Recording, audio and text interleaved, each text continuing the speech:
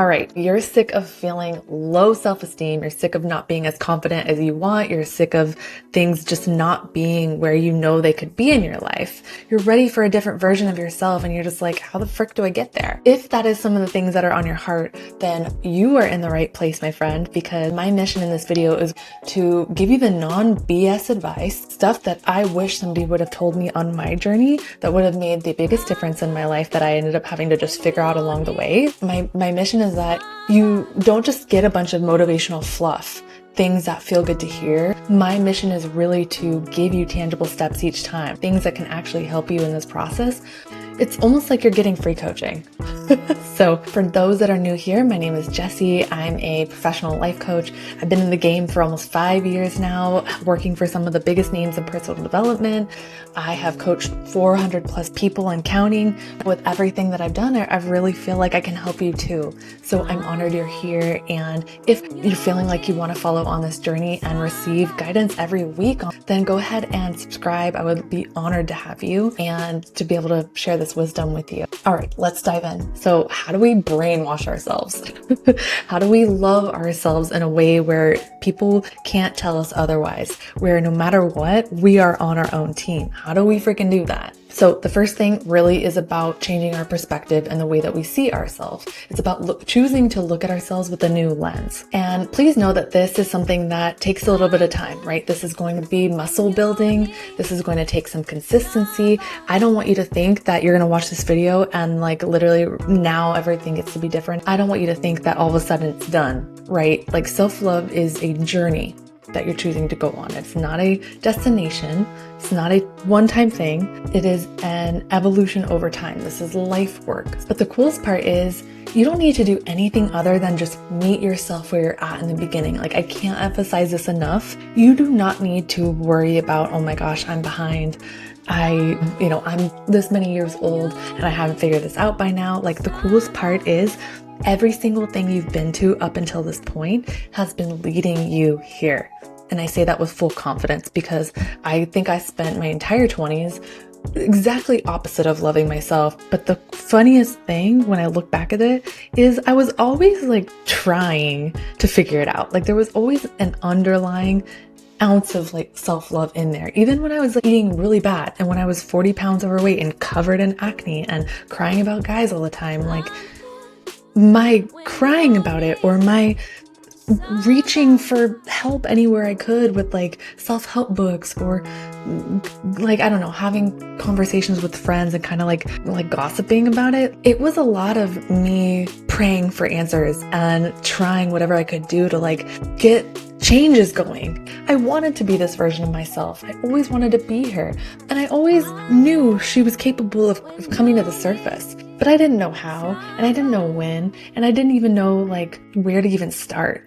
The first thing is really to just meet yourself where you're at by giving yourself some credit for every part of you that you've been up to this point, in order to be the version now that's sitting here watching this video, feeling like, okay, I've had enough. I'm ready for more. I'm ready to shift. I'm ready to change. We've got to give that version of ourselves some love and appreciation, because only when we appreciate who we've been and where we are in this moment can we shift out of it. Okay, so with all of that being said, if I could sum it up in a quicker way, it's just deciding that you love yourself, deciding that you're going to walk on this journey to figure out how to do that as your normal, as your autopilot. We don't realize how much actually deciding something with full conviction is action. It is a brave step. It takes a lot of work to get there. Something that I realized in this journey for my own self was that leading up to this place where I felt like I love myself on autopilot, it was a lot of contrasting years before now of trying to figure it out, but then like messing up and messing up, trying to figure it out and messing up. It was a lot of back and forth to the point where I just kind of couldn't take it anymore. And I was like, how do I do this different? Because obviously everything I'm doing isn't working and it's taking over. It's What if I just stopped eating chocolate? Like, what would that be like? What if I stopped drinking coffee?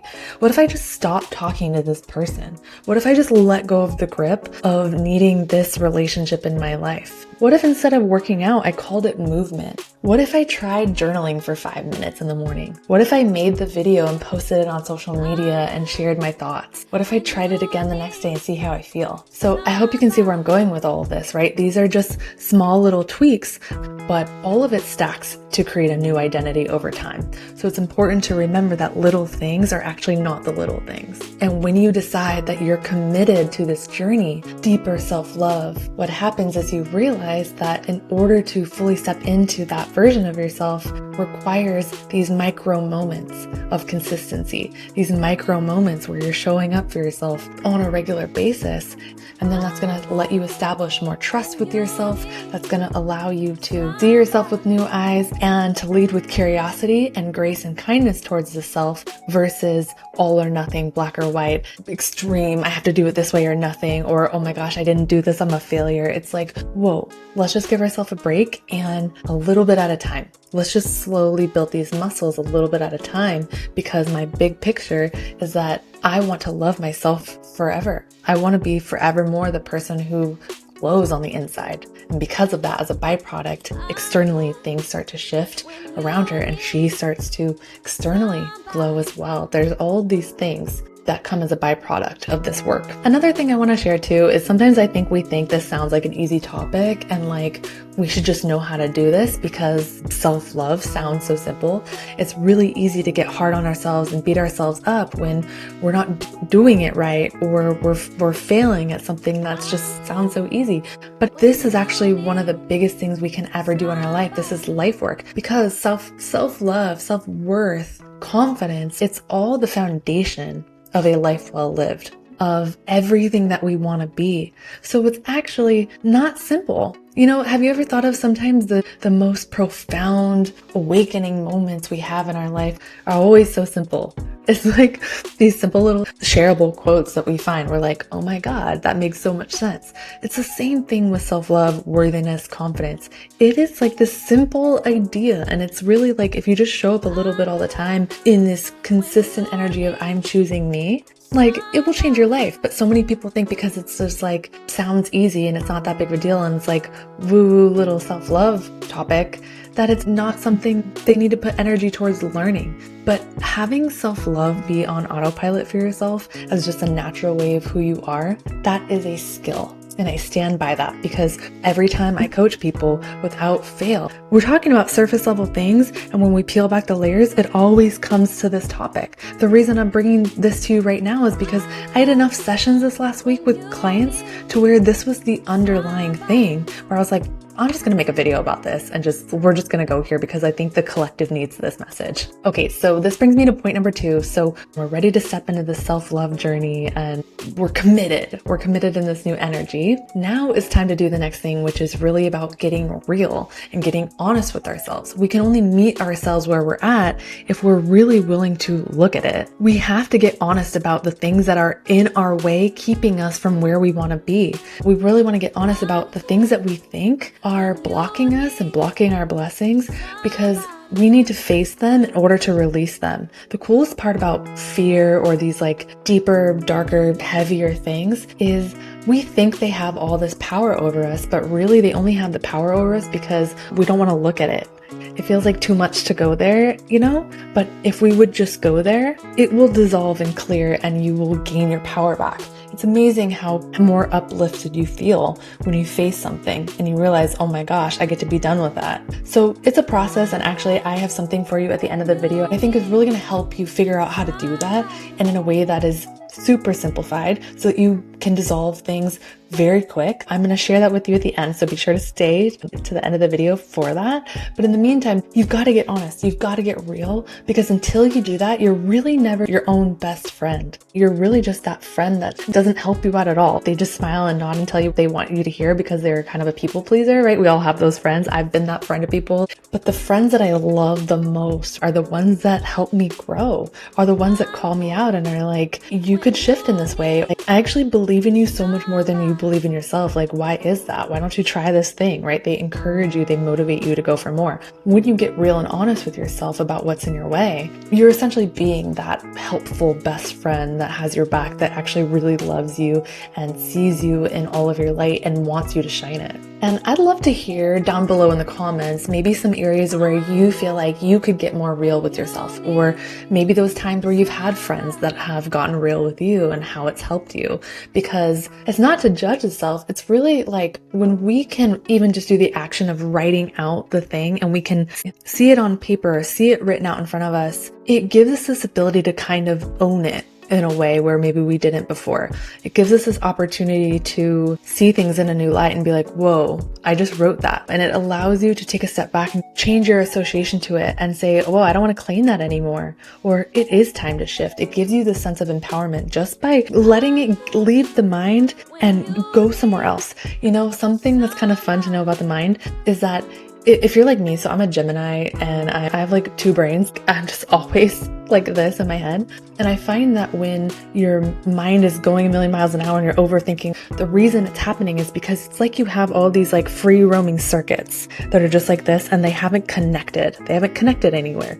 And so when you write out your thoughts, this is how journaling started for me. I was like, I just need to get this stuff out of my mind and onto paper. I didn't realize what I was doing was I was connecting and completing circuits. So when you put the thoughts down on paper, give the thoughts somewhere to go. So it closes those loops. So whether they get fully resolved or not from you writing it down, what happens is they become more relaxed. It's like the nervous system of those thoughts calms down and it calms you down. And so they're not all consuming in your mind anymore. So now it frees up space for you to focus on the things that you more want to focus on. So it really is helpful to write this stuff in the comments. So I'm going to encourage you to, if there's something on your heart that you're like, I really need to work on this, or I'm claiming that I'm getting real about this right now, then I want you to add it in there. And I'm going to personally be reading all the comments. So I want to cheer you on too. And the biggest part of doing these exercises is feeling, because our emotions are what create our frequency, and our frequency is what creates the experiences that we have in our life, because it's what is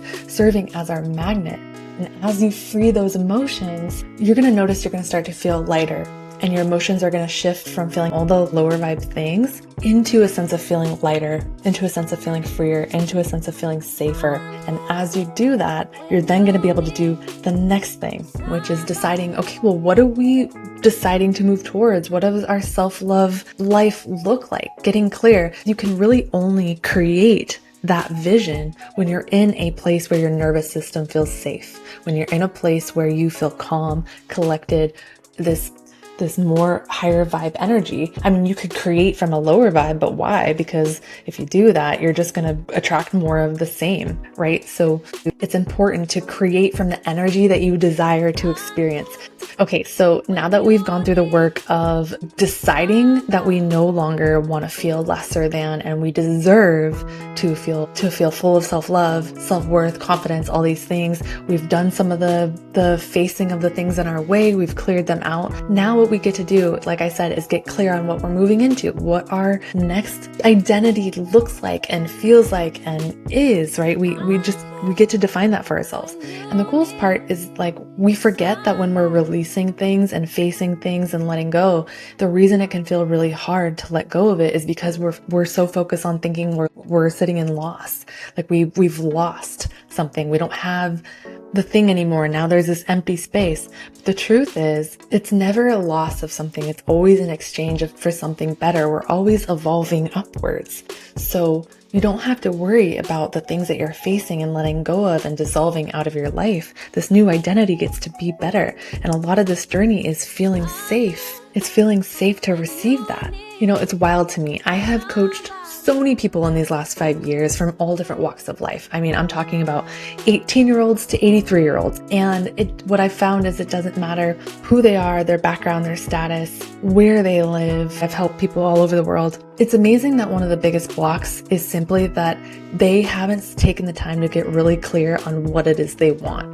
They haven't taken time to actually sit and write out, what am I moving towards? They're really just moving a lot of different pieces, trying to move really fast because our society has programmed action, action, action, action, action, versus connecting with the actual self and the soul and really tuning into who am I? What do I really want? These are the deep questions, and people seem to put them at a hierarchy because we think that they're too big to figure out, right? They think, oh, we can never answer that in our life. But the truth is, you can. I almost feel like society wants us to think that they're too big for us to ever answer. And when you can shift your thinking and decide, you know what, I'm actually going to sit with those big life profound questions because I deserve to move from that space, that's when life gets really good. And so I'm a big proponent of sit with the big questions, have the hard conversations with the self, ask questions that you don't have an answer to right away because you have to be willing to go on the journey to receive that.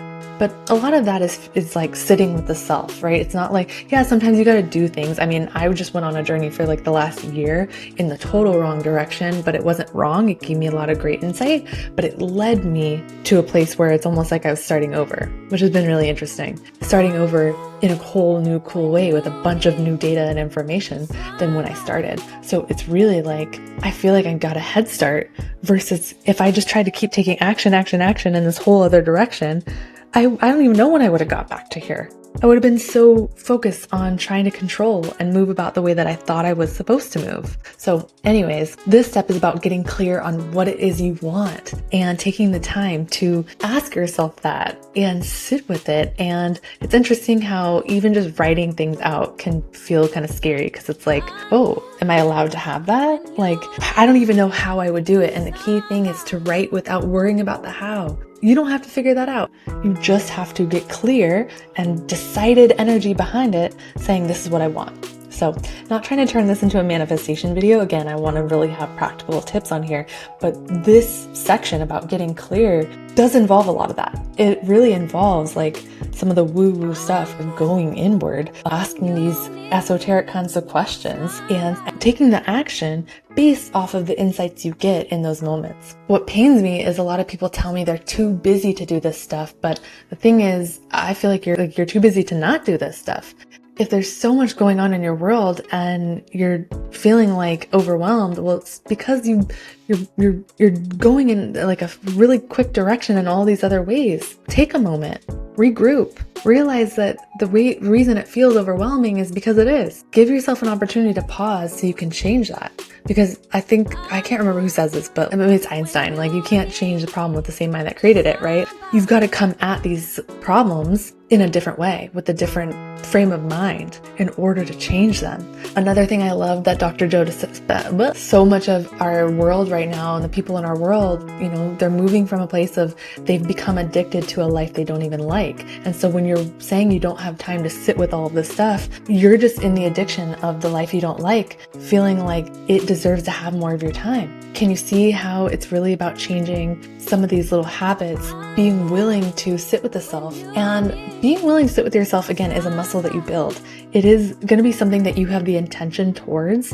And then maybe you try to do it one day and it doesn't work out because you're still in the old identity. So giving yourself some grace to continue trying, right? A little bit every day, a little bit every day, a little bit every day. And then before you know it, you're gonna be like, screw it. I'm gonna sit with myself. I can do this. And because you're just gonna hit this point where you're sick of it not being the full out version of yourself that you know you can be. So the next point on this, I've already kind of spoken to it a little bit, but this one, it does bear repeating. It is so crucial to remember that if self-love and self-worth, I keep saying self-love, but really that's the underlying of self-worth, self-confidence. If that is, life work and that's the goal, then it's not just going to happen in an instant. It's going to be something that is built in the micro moments. The reason the micro moments are so important is because that's what establishes trust with the self. Self-trust is saying that I show up for myself. I have so much evidence from the past that I know I've got this in the now. We don't always remember all the ways that we showed up for ourselves and we followed through. What happens is we just remember the energy of that. Consistently over time, we're like, I always have my back, right? We kind of lump it into this overarching umbrella of like, yeah, like I always show up for myself. I've always figured this out. I've always got this. Because when it's something that you do on a consistent basis, no matter how small, no matter if it's just making the bed, no matter if it's doing the dishes, no matter if it's like completing your checklist that you gave yourself that day or that week, like when you always do the thing you say you're going to do, you build street cred with yourself. You build this sense of knowing within you. And what's cool is that you don't have to build confidence in the same things that you want to be confident in. That changed my world forever. I'm going to say that again. You don't have to build confidence in the things that you want to be confident in. When you build confidence, confidence is confidence is confidence is confidence. Like if you build the muscle that says, I show up for myself, and all you did was build up micro moments of like every day you did the dishes, you did your bed, you showered, you worked out, you drank the water, whatever. If you want to go speak on that stage, the subconscious side of yourself is going to be like, I can do that. I always show up for myself. Like I'm powerful. I've got me. I can do anything, right? It's going to build that same muscle. So it behooves you to do the simple things and see them as big things, because in the brain, it creates the same size reward. So don't underestimate the small little things, because they're actually the big things and it doesn't matter. And the big things, yeah, they're big things too. And maybe when they're bigger things, you're building trust with yourself around, maybe you're going to be able to remember those moments so much more, because your emotional connection to them is going to be bigger, deeper. There's just going to be more going on there. We tend to remember the things that we had more of an emotional connection to. That is sometimes why the bigger moments feel like they get more points within our internal system. But the truth is they don't. Like our subconscious mind just needs the muscle memory of showing up on a regular basis. The next thing is to remember, and this is sometimes the hardest part because it requires patience and it requires this deep belief that things are happening even if you can't see them on the outside. It is this idea of moving. So when I say moving slow, all I mean by that really is giving yourself time for integration. Integration just means that you are kind of transitioning from that version of yourself that you were into slowly becoming the new identity that you're wanting to be. It's that progression and moving into that new you. It's that giving of grace along the way instead of trying to bulldoze yourself into this new reality. It's saying, okay, every time that I dive into a new concept, I am playing with something new, a new idea, I'm shifting my belief system, I'm giving myself an ability to try it on. It's saying I don't need to perfectly become this version of me right now, because I understand this is the long game. This is the journey that I signed up for. It's going to take some time. It's going to take building new muscles. And so you can't expect you to just get it in the moment that you want to be it. You can't expect that that new version of you is just going to happen because you decided, because you started doing the work, because you faced and released some of these blocks, because you did the micro moments. Do you see how all of these things are shifts over time? I'm telling you, this journey that I've been on, like, I've been very committed to this version of myself since 2017, at least 2017, maybe even 2015, but I'm thinking 2017. So what is that? 7 years? 7 years from today in this video. It's been a long freaking journey, and I'm still not even where I want to be yet, but I am so much more of the version of myself I always wanted to be when I started this journey. And that is really cool to me. It's been an evolution. There's been so many shifts and changes. So I would love to know, like, how long have you been on this journey? Are you just kind of starting this journey? How has your journey been for you? Please share in the comments, because I'm excited to be sharing more about my experience and my stories and things on this channel with you. But it is on my heart, like literally from day one, to just build this community. And so I want to hear from you too. I want to know, what have you been experiencing? Have you experienced anything where you're like, I said I was going to do that and be that and turn it into that, and then she showed up, like I became her the next day? Like, do we have any experiences like that? Because for my own journey, the clients that I've worked with, it doesn't happen like that. So we have to really get out of this delusional thinking of instant gratification. I think that's a big consciousness shift that's happening in our world right now, is realizing that We have to be willing to play the long game with the version of ourselves we want to be. And what's kind of interesting is that knowing came to me when I got really serious about longevity just in like my lifespan. I started doing things that aligned to me saying I wanted to live a long life. I started doing leg strength and mobility classes. I started walking more. I started really focusing on eating for my nervous system and my gut health and my, gut-brain connection. I started doing all of these things to really nurture versus just quick fix. And the version of ourselves that we say we want to be, giving ourselves time to become that.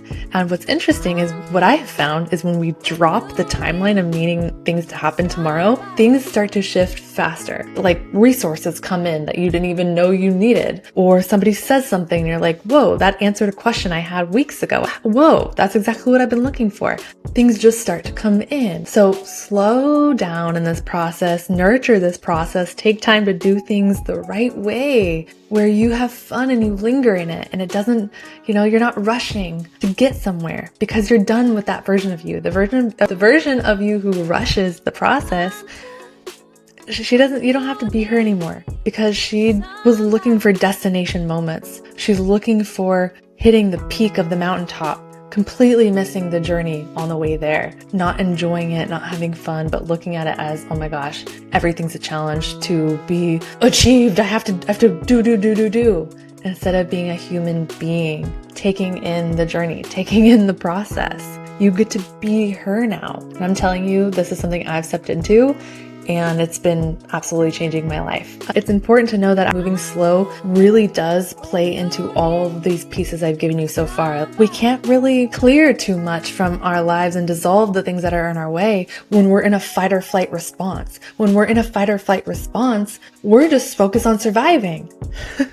We're not focused on listening to the wisdom in a non-biased way. It all feels too heavy. We're just still angry at it. We're frustrated that feels like it's our situation. We have to calm down, slow down, be at more peace before we can do this stuff effectively. So if you get nothing else from this video, please really learn to practice going inwards, slowing down, lingering in the process, hearing the intuition, receive the downloads. As I mentioned, I'm not somebody who just loves to talk about fluff all the time and leave you there. I like to have conversations that matter and then give you tangible, practical things you can do to implement and shift and integrate into the version that you deserve to be. The version of you who deserves to walk tall, feel confident, have that self-esteem so that your frequency can align to the abundance that you deserve, that you're calling in, that you are worthy of. So life can feel really good and it can feel like you're in a game that you know how to play. So if that feels like something you want, I have a tool for you actually in the description of this video. It's a free download, and if you play with it, always please share the results. I want to hear how it goes for you, how seamless it is. It's really step by step and something that I put a lot of time and energy into, and it's something that I was giving to my clients for a really long time, and I thought I want to share it outwardly. I want people to experience the magic of this process because it's really easy, it's really simple, and it's something that if you do it will change your life.